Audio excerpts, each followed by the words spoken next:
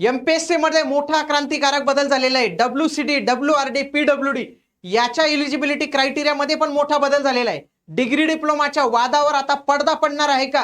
तर या सर्वांविषयी माहिती मी तुम्हाला आजच्या या व्हिडिओमध्ये देणार आहे. नमस्कार मित्रांनो, मी गणेश मानकर. इग्नाइट अकॅडमीच्या या प्लॅटफॉर्मवर मी तुम्हा सर्वांचे स्वागत करतो. मेन मुद्दा आहे इलिजिबिलिटी क्रायटेरियाचा. एमपीएससी कडून नवीन जीआर आलेला आहे, तुम्हाला माहितीच आहे. 5 मे 2026 चा 231 पेजेसचा मोठा जीआर आहे. बऱ्याच विद्यार्थ्यांना या जीआर मधल्या क्लिष्ट बाबी कळत नाही आहेत. त्या सर्व कठीण बाबी मी तुम्हाला सगळ्यात सोप्या भाषेत सांगणार आहे, म्हणून तुम्ही हे चॅनल आजच जॉईन करून ठेवा. सरकारी भरतीची प्रक्रिया सुसूत्रीकरण करून देण्यासाठी, म्हणजे एक प्रोसेस स्टँडर्डाइज करून देण्यासाठी, ऑर्गनाइज करून देण्यासाठी हा जीआर जो आहे तर तो काढण्यात आलेला आहे मित्रांनो.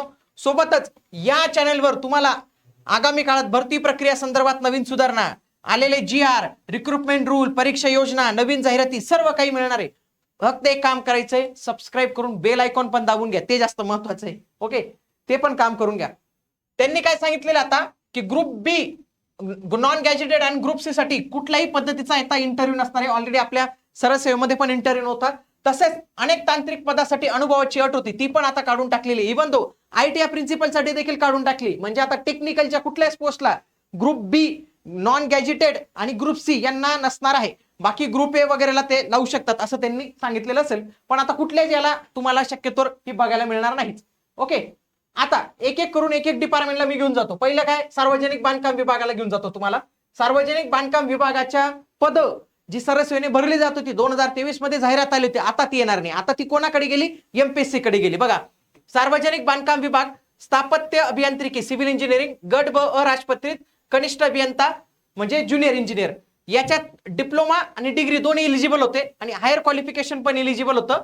मग इलिजिबिलिटी क्रायटेरिया मध्ये डिप्लोमा पण आहे आणि डिग्री पण आहे आणि एक्सपिरियन्स वगैरे काही सांगितलेलं नाही आहे. म्हणजे काय की डिग्री डिप्लोमा दोन्ही इलिजिबल असतील PWD JEE साठी. त्याच्यानंतर सिव्हिल इंजिनिअरिंग असिस्टंट साठी काय म्हटलेलं होतं, डिग्री किंवा डिप्लोमा इलिजिबल असेल. नो चेंजेस इन RR म्हणजे काय, रिक्रुटमेंट रूल्स मध्ये कोणतेच चेंजेस नाही, म्हणजे हेच गृहीत धरले जातील तुमचे. पुन्हा इलेक्ट्रिकल साठी इथं फक्त डिप्लोमा म्हटलेला होता. काय म्हटलेला होता? डिप्लोमा म्हटलेला होता. परंतु त्यांनी आता रूल्स मध्ये काय म्हटलेलं आहे हे बघा, डिप्लोमा प्लस डिग्री म्हणून दिलेले. म्हणजे डिग्री डिप्लोमाचा जो वाद होता, आपल्याला लय ते याचे पाय पड, त्याला निवेदन दे, याची आता काहीच करण्याची गरज पडत नाही. सगळं त्यांनी टाकून दिलेलं आहे. पुन्हा हे झालं सार्वजनिक बांधकाम विभाग PWD. आता WCDचं पाहूया चला. मृदा आणि जलसंधारण विभाग, मृदा जलसंधारण विभाग, स्थापत्य, water conservation officer, circle officer. बघा, हा डिग्री आणि डिप्लोमा इन सिव्हिल इंजिनिअरिंग दोघींनी इलिजिबल आहे. ठीक आहे, चला दोन्ही इलिजिबल आहे, आपल्याला काही प्रॉब्लेम नाही. पुढे जलसंपदा विभाग. बघा, जलसंपदा विभागाचा सिव्हिल, मेकॅनिकल, इलेक्ट्रिकल या तिघांचा जर पाहिलं, बघा इथं काय म्हटलेलं होतं, डिप्लोमा इन सिव्हिल इंजिनिअरिंग एवढंच म्हटलेलं होतं, 3 वर्षाचा डिप्लोमा. परंतु इथं डिप्लोमा आणि डिग्री दोघांचा उल्लेख आहे. म्हणजे आता डिग्री डिप्लोमाचा वाद संपला. इथं पण डिप्लोमा म्हटलेलं होतं, इथं पण डिप्लोमा डिग्री दोन्ही म्हटलेलं आहे. इथं पण डिप्लोमा म्हटलेलं होतं इलेक्ट्रिकल साठी, आता इथं डिप्लोमा आणि डिग्री दोन्ही केलेले आहे. म्हणजे आता काहीच टेन्शन राहिलं नाही. तुमचं हायर एज्युकेशन असो, कोणतंही असो, काही टेन्शन नाही. जे पद डिप्लोमा बेसिसवर होते ते आता डिग्री बेसिसवर पण फॉर्म भरता येणार आहे.